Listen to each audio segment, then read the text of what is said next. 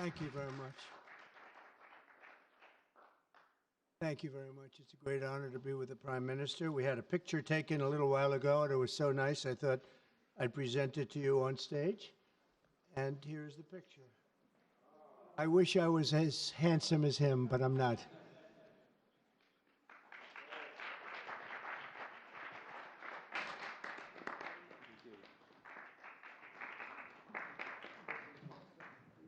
Okay, thank you. Wow.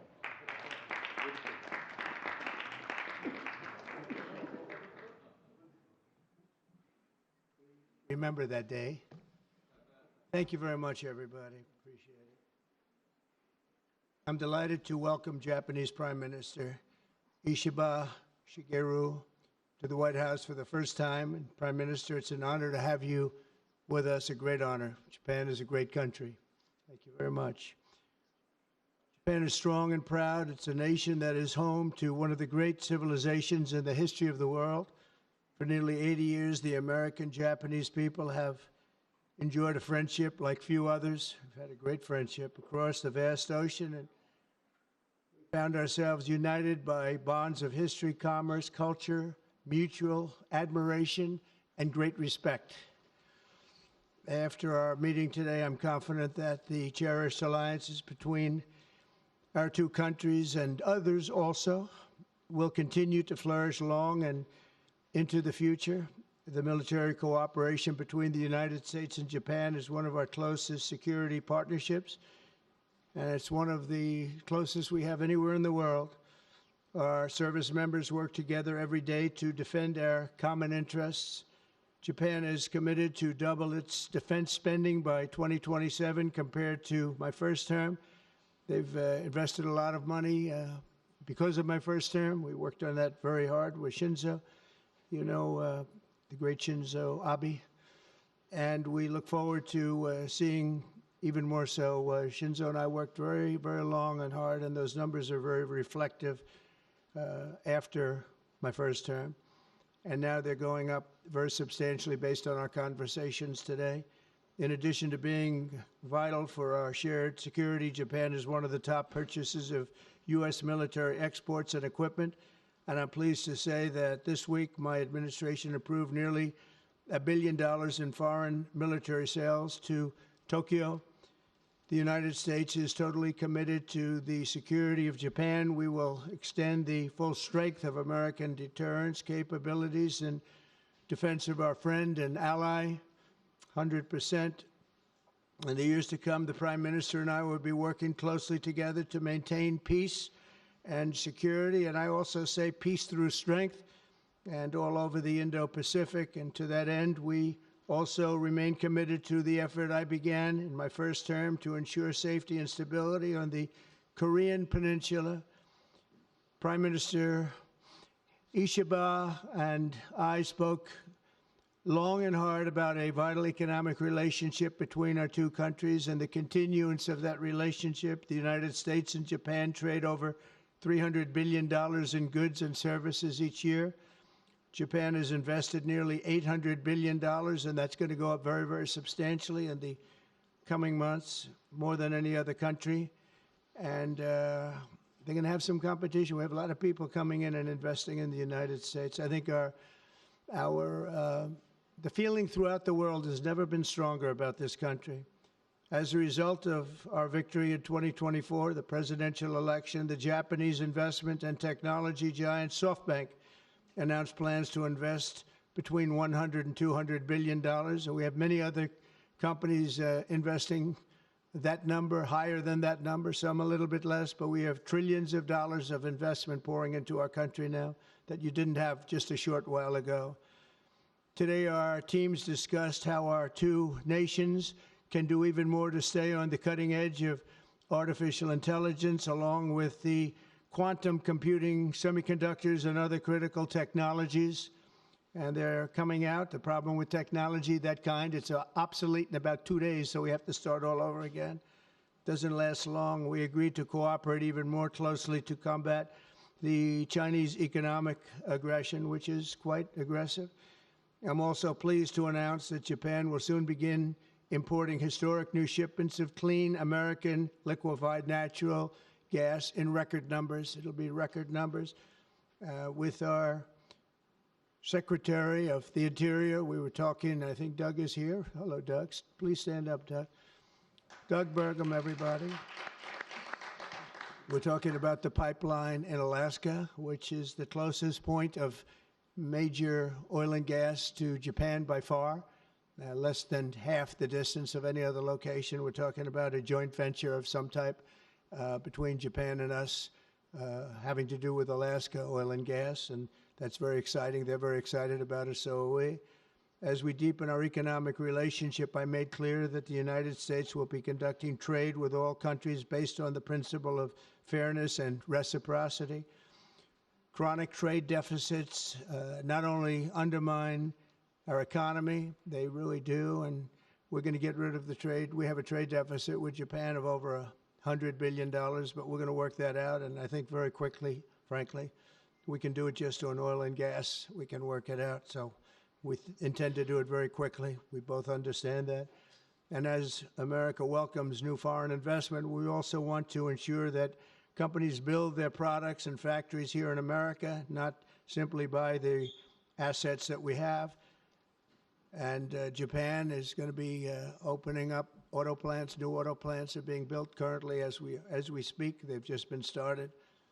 Toyota is one, and Nissan's going to be doing something very exciting about U.S. Steel. They'll be looking at an investment rather than a purchase. We didn't like the idea. U.S. Steel is a very important company to us. It was the greatest company in the world for 15 years, many years ago, 80 years ago. And we didn't want to see that leave. And it wouldn't actually leave, but the concept, psychologically not good. So they've agreed to invest heavily in U.S. Steel as opposed to own it. And that sounds very exciting. And we're going to meet with Nissan next week, the head of Nissan, very great company, and they'll work out the details. I'll help. I'll be there to mediate and arbitrate. And I had the privilege of working closely with the great Prime Minister, as you know, and you know him very well, Shinzo Abe, the longest-serving Prime Minister in Japan's history. Likewise, I expect that this Prime Minister is going to be a great one. I really believe that he's going to be a great one. I've gotten to know him for not long, but I can see what they have. He's got the qualities of greatness. He's going to do a fantastic job for Japan and for the Japanese people. And I'd like now to invite the Prime Minister to say a few words, and then we'll take some questions. Mr. Prime Minister, thank you. Thank you very much.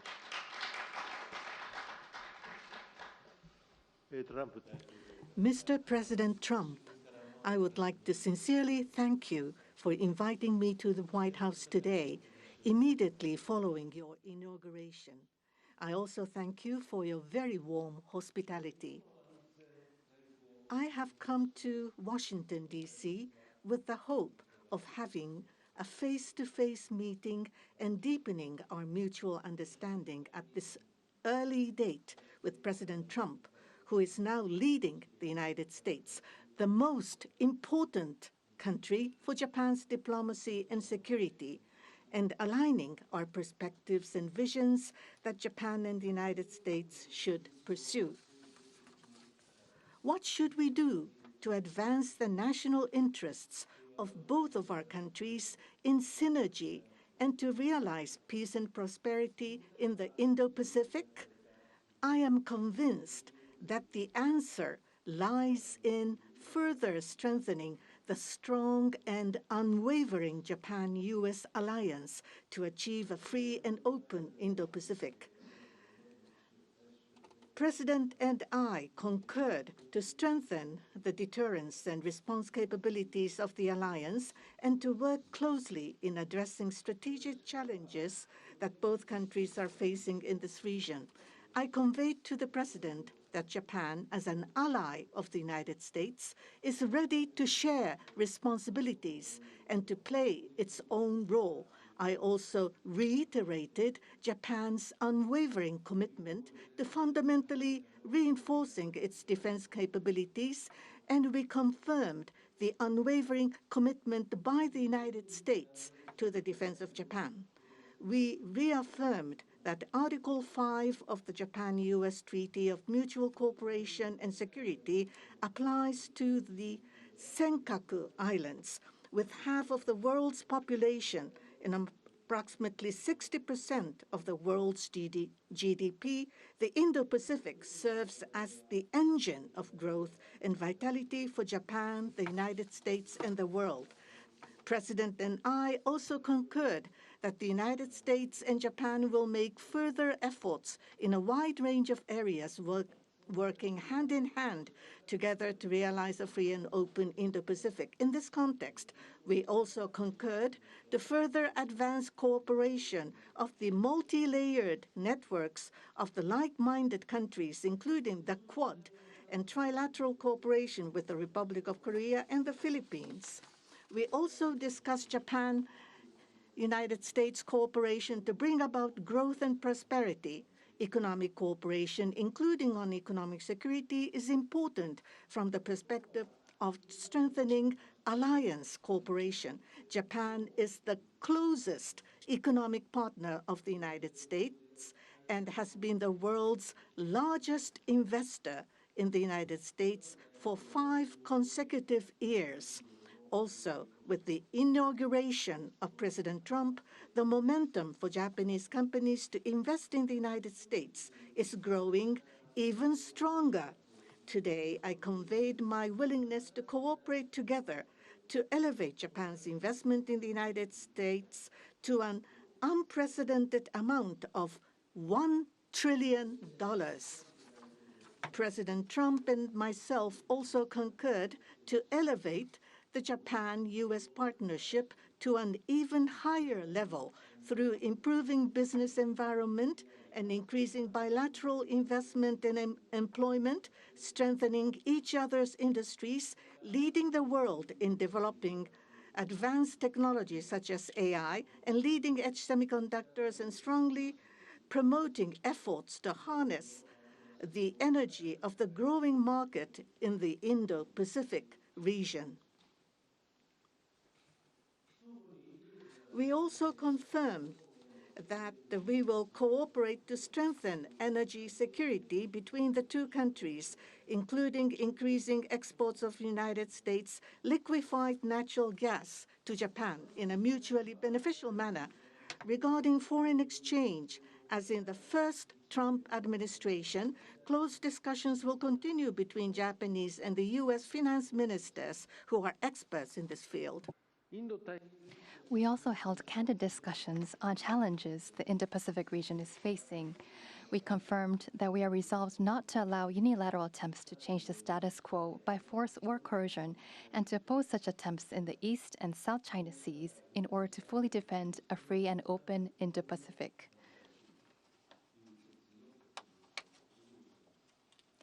We also reiterated the importance of peace and stability across the Taiwan Strait. Regarding North Korea, we affirmed the need to address its nuclear and missile program, which poses a serious threat to Japan, the U.S., and beyond, and that Japan and the U.S. will work together toward the complete denuclearization of North Korea. As the abductees and their families continue to age, I conveyed my strong sense of urgency and determination directly to President Trump, and gained his renewed strong support for the immediate resolution of the abductions issue.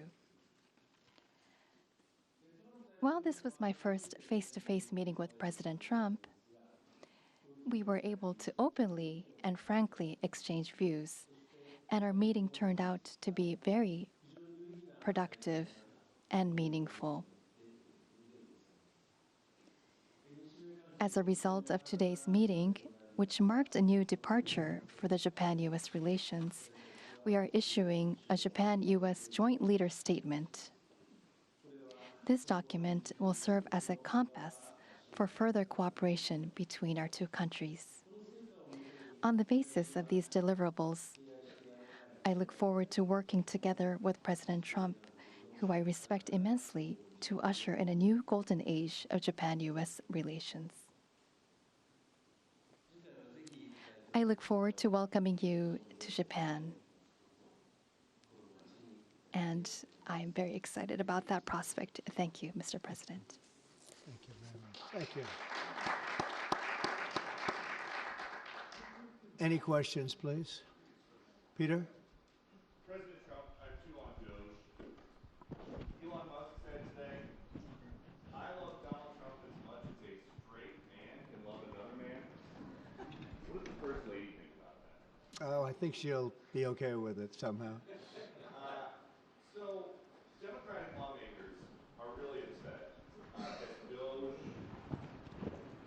engineers have access to these Treasury payment systems. The Senate Intel Dems wrote a letter to Susie Wiles. They're saying that these systems are used to disperse trillions of dollars each year and contain everyday Americans' personal information like social security numbers, home addresses, bank accounts.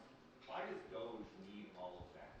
Well, it doesn't, but they get it very easily. I mean, we don't have very good security in our country, and they get it very easily. And what we're doing, if you look at what has just taken place with respect to some of the investments that have been made on another agency that people have been talking about for years, but nobody did anything about it, it's absolutely obscene, dangerous, bad, very costly. I mean, virtually every investment made is a con job. There's nothing of value to anybody unless there's a kickback scheme going on, which is possible. And we're going to be doing more and more of that. We're going to be looking at Department of Education. We're going to be looking at even our military. We're going to be looking at tremendous amounts of money, Peter, being spent on things that bear no relationship to anything and have no value. We're talking about trillions of dollars. It will be, in the end, trillions of dollars being absolutely wasted, and perhaps illegally. I would say certainly in many cases illegally, but perhaps illegally overall. And I'm very proud of the job that this group of young people, generally young people, but very smart people, they're doing. They're doing it at my insistence. It would be a lot easier not to do it, but we have to take some of these things apart to find the corruption. And we found tremendous corruption. You mentioned the Department of Education. What did you think when you saw Democratic lawmakers trying to get into the Department of Education earlier today? Oh, I see the same ones. I see Maxine Waters, a lowlife. I see, you know, all these people. They don't love our country. They don't love our country. We want great education. So they rank 40 countries in education. We're ranked dead last, dead last. But the good news is we're number one in one category. You know what that is? Cost per pupil. We spend more per pupil than any other country in the world. You look at Norway, Denmark, Sweden, various countries all up and down, Finland. China does very well in education. And then you look at us. We spend much more money than they do per pupil or any other way. But we spend much more money than they do, and yet we're ranked this year, Biden's last year, congratulations, Joe, we're ranked dead last. So what I want to see is education. Number one, I like choice. We all like choice. But beyond choice, long beyond choice, I want to see it go back to the states where great states that do so well have no debt. They're operated brilliantly. They'll be as good as Norway or Denmark or Sweden or any of the other highly ranked countries. They'll be, you probably have 30, I figure 35 to 38 states will be right at the top. And the rest will come along. They'll have to come along competitively. And by the way, we'll be spending a lot less money, and we'll have great education. As part of this DOGE cost-cutting effort, one of the DOGE engineers was fired for some inappropriate posts. The vice president says, bring him back. What do you say? Well, I don't know about the particular thing, but if the vice president said that, did you say that? I'm with the vice president. Thank you, Peter. Yeah, go ahead, please. Yes, red dress. Thank you so much, Mr. President. Just how strong do you want Japan's military to be? And do you specifically hope that their increased military spending will deter China and North Korea? What did you talk about that today? Well, I want our military to be the strongest. I also don't mind spending so much money on the military because we build it here. It's made in the USA, all made in the USA. We have, you know, I rebuilt our military during my first term. Did a great job. We left some of it behind in Afghanistan, stupidly. There was no reason for that, but it was still as much as it was. It was billions and billions of dollars, but it was a small part of it. But we're going to have the strongest military by far. We have great people. I want to congratulate Pete Hegseth for having gone through the gauntlet. He went through a lot, but he got through, and he's going to be a tremendous, I have no doubt he's going to be a tremendous leader. And other of the leaders sitting here, they're in their own fields. We're going to do something very, very, very great, and we expect great things. But I expect the strongest military by far in the world, far stronger than China, far stronger than anybody, and that's the way it is. Thank you very much. Would you like to ask a question, please? Go ahead. Thank you, Mr. President. Thank you. This is Hiramoto from Nippon Television. My question, let me ask two quick questions. Sure. First, this is the first meeting between Mr. President and Prime Minister Ishiba. So what kind of impression do you have on him? And number two, do you have an idea or do you have a plan to impose tariff against Japan so far? Thank you. I think that he is going to be a great prime minister. I think he's a very strong man, very, very strong. I have great respect for him. I've known him for a long time through a reputation. Shinzo Abe thought the world of him, and I think he's going to do a fantastic job as prime minister. A very strong person. I wish he wasn't so strong. I wish he was a little bit weaker than that, but that's what I got. I have to get strong guys all the time. He's going to be a great prime minister. I also, in terms of tariffs, I mean, we're going to have tariffs, mostly reciprocal tariffs, where we go with, and I'm going to be probably meeting on that Monday or Tuesday, have an announcement, probably a news conference, but probably reciprocal tariffs where a country pays so much or charges us so much, and we do the same. So very reciprocal, because I think that's the only fair way to do it. That way, nobody's hurt. They charge us, we charge them. It's the same thing. And I seem to be going in that line as opposed to a flat fee tariff. Okay? Yes, go, please. Please, go ahead. Why don't you go ahead?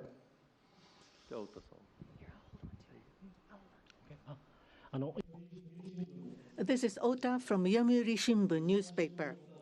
I have a question for Prime Minister Ishiba. So this is your very first summit meeting. What was your impression of President Trump? Were you able to build a good relationship of trust and confidence? In Northeast Asia, there are many challenges, China, North Korea, and so forth. And with President Trump, what did you appeal to him, and what kind of understanding were you able to obtain? On the economic field, there is the acquisition of U.S. Steel by Nippon Steel, and there are expansion of import of LNG. What were the communication discussion did you have with President Trump? For the $1 trillion of investment from Japan to investment, what was his reaction? What about your communication on tariff front? This is the first time that I met with President Trump in person. So this was the first time meeting face to face. But for many, many years, I have watched him on television. So it was quite I was so excited to see such a celebrity on television, to see in person. On television, he is frightening, and he has a very strong personality. But when I met with him, actually, he was very sincere and very powerful and with strong will for the United States as for the whole world. I was able to feel that. This is not the sort of polishing or trying to suck up to him. For the world peace and for the regional stability that both of our countries need to play our role and make our endeavors and responsibility. As for the increase of our defense expenditures, it is not that we are told by the United States to do so. Japan, on our own decision and on our own responsibility, we need to increase our defense expenditures. But of course, we need to communicate and consult with the United States. But the responsibility is with Japan, and the decision is with Japan. Now, on the tariffs, that if it is mutually beneficial. Tariffs need to be set. And as for Japan, as Mr. President has introduced to us, an unprecedented investment will be made from Japan to the United States, and so many jobs will be created. So $1 trillion is the target. And this will be to the benefit of the United States, but also to the benefit of Japan as well. Investment is mutually beneficial. So be it with U.S. Steel, as Mr. President says, it is not acquisition, it is investment. So the Japanese technology will be provided, and the better quality products will be manufactured in the United States, and the U.S. Steel will make products which will contribute not only to the United States and Japan, but also to the whole world. It is not one-sided. It will be reciprocal. It will be mutually beneficial. And I believe we were able to share on this, and that is the biggest result that I have seen today. Thank you very much. Go ahead, please. Yeah. I wanted to ask you about that U.S. Steel deal. So you're saying that is this a restructuring of the deal that's happening, and then will you approve? They're doing it as an investment, no longer a purchase. Okay. I didn't want it purchased, but investment I love. And they're going to do a big investment, subject to getting the deal done. And that's they'll be something doing you a would big. approve, where the U.S. I'm okay with that, sure. And for the Prime Minister, what was your argument to the President related to U.S. Steel? And one more on tariffs, Mr. President, if I could. You said on tariffs that you'd like them to be reciprocal back and forth. What was the reception from the Japanese Prime Minister when you said that, or when you talked about it? Well, we didn't discuss tariffs too much. We really discussed many other things, including the pipeline in Alaska, which I think is going to be maybe the most exciting thing with Doug and Chris. We discussed that at length, the pipeline. I mean, it seemed to be of great interest to them. It's we have potentially more oil and gas than in Saudi Arabia, just in Alaska. We have the most of any country in the world. It's a big asset for the United States, but we haven't used it. We go to Venezuela, we go to other places to take oil and gas, and we have more than anybody. It's an amazing phenomenon that took place over the last 4 years. Nobody understands it, including the people that were in charge of it. They had no clue what they were doing. So it was a big problem. They were surprised actually too. They were saying why didn't they wouldn't sell them LNG. They wouldn't sell it. Japan wanted to buy LNG, and Biden wouldn't sell it. And I'm trying to figure that one out. Maybe it was the environment. You might answer that question. He's curious about that himself, I think. Thank you very much. If you want to answer that, you may, about LNG, that the United States wouldn't sell you LNG.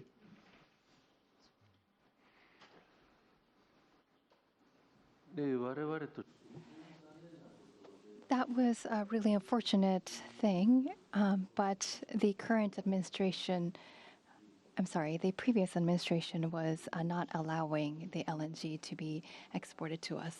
I believe that President Trump, on the day of his inauguration, allowed us to resume this importing. I think this is something that is really wonderful for us. And as the country of Japan, we are interested in importing not just LNG, but also bioethanol, ammonia, and other resources at a stable price, a reasonable price from the United States. And we also want to improve the trade deficit that the U.S. has towards Japan. So if we are able to buy those at a stable and reasonable price, I think it would be a wonderful situation. And for that, I am very appreciative to President Trump. And we also look forward to LNG and hope that it's a success. I want to just say that on the ethanol, Iowa is going to be very happy. All of the Nebraska, all of our farm states are going to be very happy. They want ethanol, and we'll be able to provide it. So our farmers, who I like and they like me, I think they're going to be very, very happy. We've opened the sale of LNG immediately, actually. We did it a few days ago. And China, right now, not only China, everybody wants to buy it. We have more than anybody, and they're all buying it. But Japan in particular, we're very happy that they're going to start immediately. And we can supply it to the world, but we're supplying it to Japan, and they're going to always be right up in the front of the line. Yeah, go ahead, please. Go ahead. Thank you so much. And Mr. Prime Minister, I have a question for you as well, but Mr. President, I'll start with you. Well, quickly to follow up on what Peter was asking, have you directed Elon Musk to review Pentagon spending, given it's the biggest discretionary spending Yes, in I the have federal Pentagon, budget? education, just about everything. We're going to go through everything, just as it was so bad with what we just went through with this horrible situation we just went through. And I guess 97% of the people have been dismissed. It was very, very unfortunate. You're not going to find anything like that, but you're going to find a lot. And I've instructed him to go check out education, to check out the Pentagon, which is the military. And, sadly, you'll find some things that are pretty bad. But I don't think proportionally you're going to see anything like we just saw. FBI has turned over a list to the Justice Department of the FBI agents who worked on the January 6 rioters cases. Are you planning to fire the FBI agents who worked on those investigations? No, but I'll fire some of them because some of them were corrupt. I have no doubt about that. I got to know a lot about that business, that world. I got to know a lot about that world, and we had some corrupt agents, and those people are gone, or they will be gone, and it'll be done quickly and very surgically. Did you have a question for the Prime Minister? Talk up. Are those the ones who worked on the January 6th? I don't know. I know we have some that are very corrupt and we don't like it. We're going to bring back the reputation of the FBI. Kash Patel is going to do a great job, and we're going to bring back the reputation of the FBI, which has been hurt very badly. It's been devastated over the last 4 years. You have just been meeting for the first time with President Trump. The last administration famously did not have hardly any, if at all, contact with North Korea. President Trump certainly did the last time he was in office. Would you like to see him resume that contact and also that in-person meeting that he had with the North Korean leader, Kim Jong-un?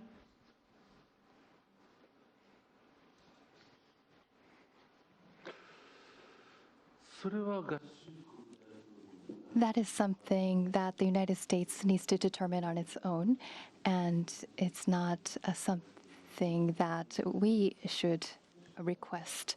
Having said that, but for example, in Vietnam or Singapore, the President of the United States, President Trump, was able to meet with Kim Jong-un. I think that's a very positive development. So now that President Trump is in power again,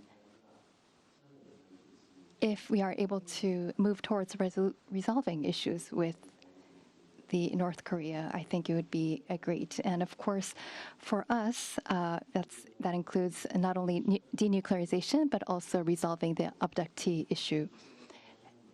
And so not only the victims of the abductees, but also their families too are aging. And so our time is limited. So if the President of the United States, if President Trump is able to resolve this issue, we do understand that it's a Japan issue first and foremost. Having said that, we would love to continue to cooperate with them. It's actually a good question, and we will have relations with North Korea and with Kim Jong-un. I got along with him very well, as you know. I think I stopped the war. I think if I wouldn't have won that particular election, you would have ended up in a very bad situation.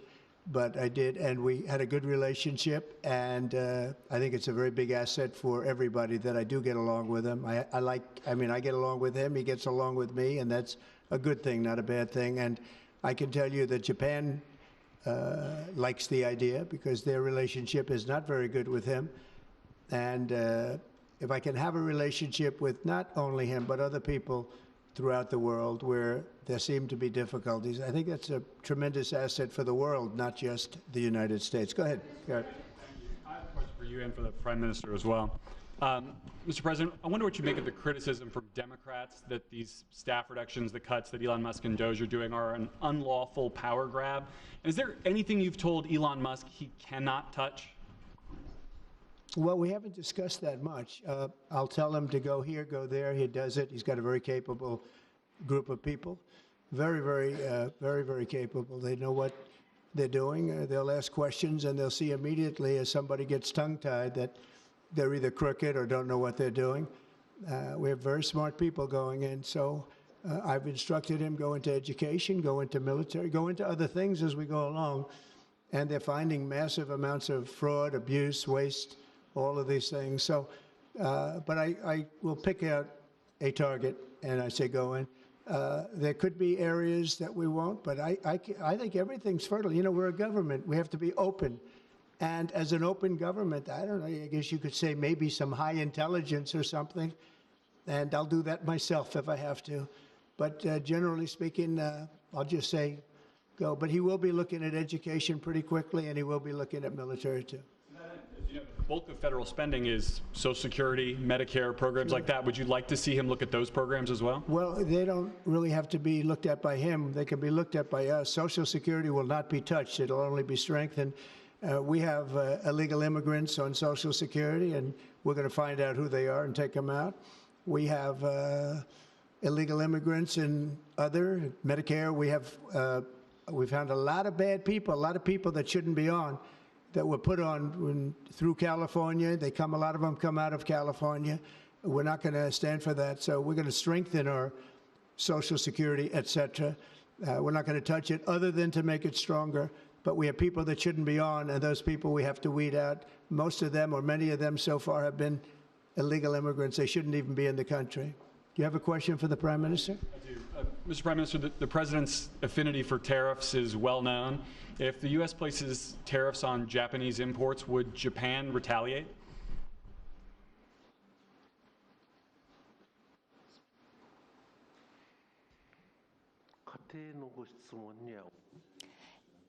I am unable to respond to a theoretical question. That's the official answer that we have. That's a very good answer. Very good answer. Wow. That's very good. He knows what he's doing. Thank you very much, everybody. Thank you. Thank you.